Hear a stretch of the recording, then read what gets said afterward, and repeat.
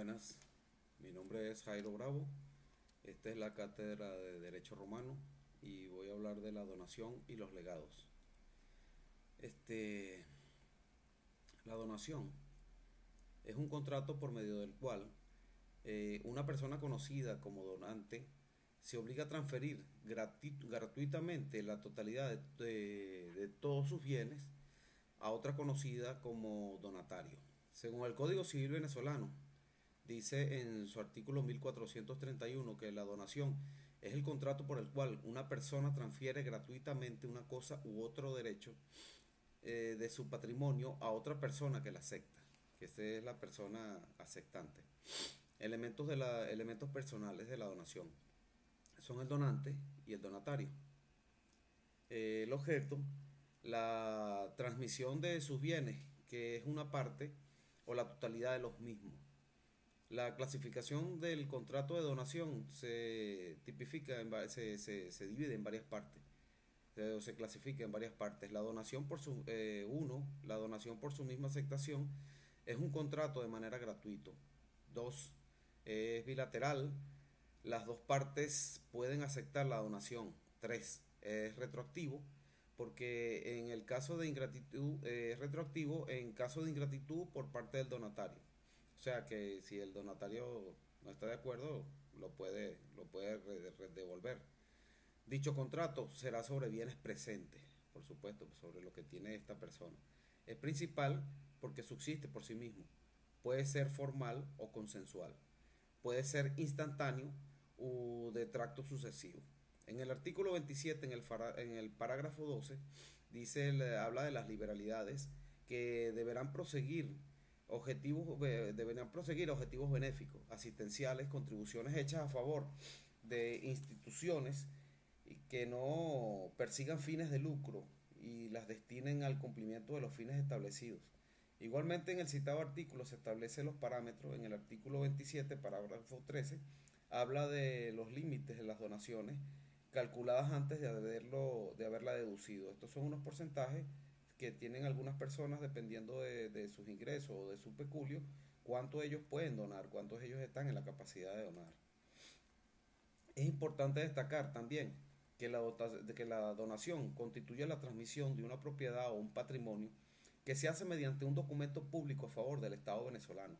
Las donaciones de una persona natural con fines asistenciales y benéficos a una fundación X se deberá incorporarla en su degravamen para calcular su impuesto sobre la renta. O sea, todo esto, todas las donaciones que haga una persona son incluidas en el impuesto sobre la renta y se toman en cuenta.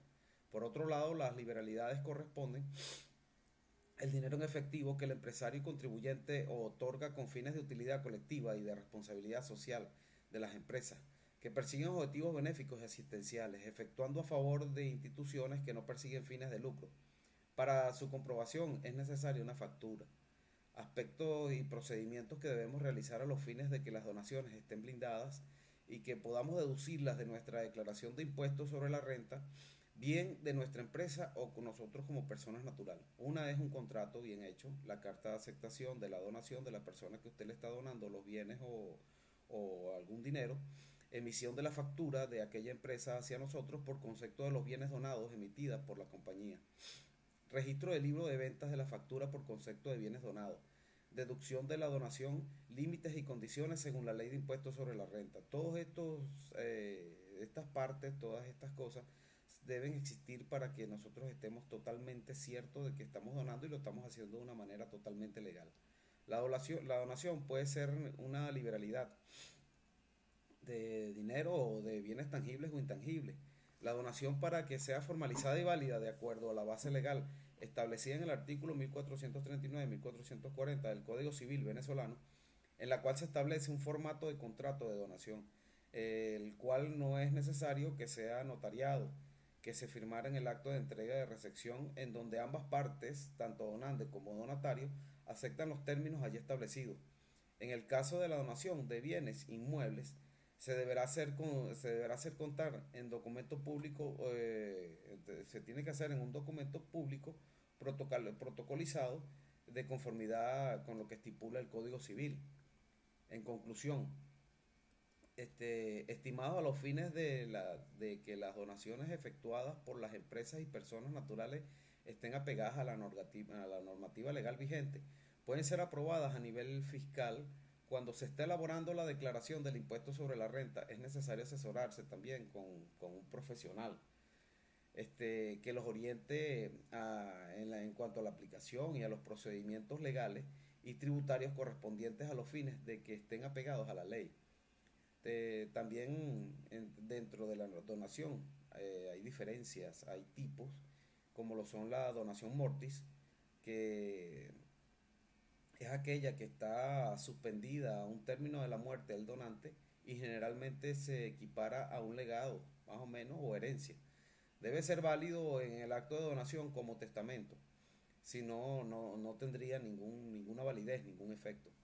La donación entre cónyuges o consortes, o sea, entre matrimonios, personas que están unidas de alguna u otra manera por medio de la ley, son aquellas que hace un cónyuge a favor del otro en el ordenamiento en algunos países. Ese tipo de donación no existe, no tiene cabida legal. Las donaciones prenupciales o antenupciales o por causa del matrimonio son aquellas hechas en los futuros cónyuges o algún tercero en consideración al matrimonio futuro. Donación intervivos, acto por el cual una persona denominada donante se desprende voluntariamente en vida de un bien a favor de otra llamada donatario, sin querer ninguna contraprestación, como las personas aquellas que le dan las casas a los niños de que viven en salud en estado de indigencia. Hay personas que muchas veces donan sus casas o donan algunas propiedades, tanto bienes o inmuebles, para el uso de estas personas. En cuanto a los efectos que causa la donación, durante el lapso del tiempo considerable, la donación fue un simple pacto no necesariamente obligatorio. Este, Se puede decir que si el donante no cumplía, el donatario no tenía la acción para exigir coercivamente, o sea, apegado a la ley, apegado al derecho, a la palabra, el cumplimiento de aquella persona. En el derecho antiguo, el derecho quiritario, se utilizó para perfeccionar la donación un adatio, o sea, la transmisión del donatario o propiedad de la cosa. El donatario adquiría la donación reivindicadora para hacer valer su derecho cuando era lesionado del mismo. En el régimen de la ley Cincia, el derecho antiguo fue modificado por un plebiscito votado sobre la proporción del tribuno Cincio. Esta ley trata y ampara y protege al donante y a su familia contra las donaciones exageradas y prohibía donar más de cierta tasa, efectuando las donaciones entre ciertos parientes o afines y entre los mismos cónyuges también. La reforma de Antonio Piadoso, las donaciones entre ascendientes y descendientes se sometieron a una regulación especial dictada por el emperador. Será obligatoria con tal de que se redactare un acta escrita y que la misma se le diera al mismo donatario. La reforma de Justiniano completó y generalizó en aquel entonces la reforma de Antonio el Piadoso. Determinó que la convencino de donar era obligatoria por sí misma, convirtiéndola en un pacto legítimo y prescribiendo que el acta escrita la exigía si las partes han subordinado a su redacción la misma validez de la donación. También es de hacer notar que la aceptación del donatario no es necesario para que la donación sea válida, aunque en la práctica, cuando una persona quiere tener para con otra una liberalidad, existe por lo general un previo acuerdo entre ambas partes. La donación se clasifica como un contrato principal, consensual, traslativo, de dominio, unilateral, gratuito, en principio irrevocable, entre vivos y habitualmente instantáneo y formal o solemne, como los contratos, igual a un contrato. Otra característica de este contrato es que el donante no va a ser responsable de evicción a menos que éste se haya hecho responsable expresamente o que la donación sea con cargo. La revocación de las donaciones. tienen varios puntos, se puede dar por muchas razones. Entre ellas está la ingratitud, que generalmente comprenden dos causas. Cuando el donatario comete algún delito contra la persona, la honra o los bienes del donante ascendiente o descendiente o cónyuge.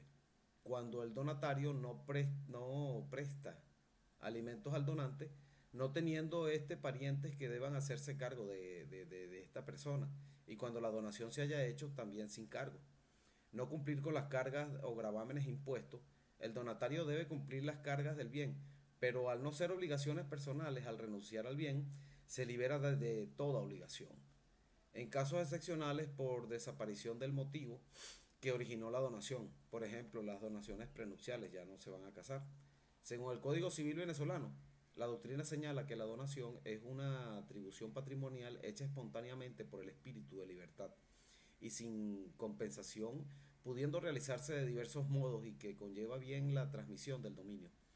O se confecciona para liberar de una sola deuda o para crear un crédito, teniendo como objeto la donación, pues puede consistir en una cosa corporal o incorporal. Se vincula también la donación al testamento en cuanto a capacidad, al prescribir que no pueden donar quienes no tienen la libre disposición de sus bienes y no pueden recibir por donación los incapaces por testamento. Eso se encuentra tipificado en el artículo 1435 y 1436 del Código Civil. El legislador en los artículos 1436 y siguientes regula la forma y efecto de las donaciones y no producen consecuencias hasta que el donante no esté en conocimiento de la aceptación del donatario. Hay una parte muy importante con respecto a la donación, que es la parte del fideicomiso. Tenemos los fideicomisos de herencia y los fideicomisos particulares. El fideicomiso era el acto por el cual una persona le encargaba a otra de transmitir toda su sucesión o una parte alicuota de su sucesión o un bien determinado de esta misma sucesión a una tercera persona. Los fideicomisos de herencia, se tiene un fideicomiso de herencia en los casos de que el difunto, al intuir un heredero en su testamento, encarga a este heredero que transmita todos sus bienes o una parte de la alicuota de ellos a un fideicomiso. El fideicomiso de particulares era el acto por el cual se encargaba el difunto a su heredero o a un legatario que entregara un bien determinado de la sucesión a una tercera persona llamada fideicomisario. Está también el codicilio, que es el acto de una última voluntad que no está sometido a las formalidades del testamento. Consiste en añadir ciertas disposiciones a un testamento ya hecho, pero no puede contener institución de heredero, ni sustituir heredero, ni desheredación, ni tampoco la revocación. Ahora vamos a hablar de los legados. Los legados son testamentos también, unos tipos de testamentos. Se denomina legado o manda al acto a través del cual una persona en su testamento decide repartir una parte muy concreta de sus bienes a otra persona determinada. Hablamos en todo caso de bienes individuales y no de proporciones del patrimonio. También recibe por extensión ese nombre el conjunto de bienes que son objeto de legado. La persona, o sea, todo el patrimonio que pueda poseer una persona es digno de legado, es un conjunto de bienes que son objeto de legado. La persona que recibe un legado es denominada legatario y normalmente tiene menos derechos que un heredero a la hora de la administración y defensa del caudal del hereditario. En caso de pleito, por ejemplo, los herederos pueden representar al patrimonio hereditario en juicio, pero no los legatarios. Otra limitación de los legatarios es que no tiene derecho a crecer.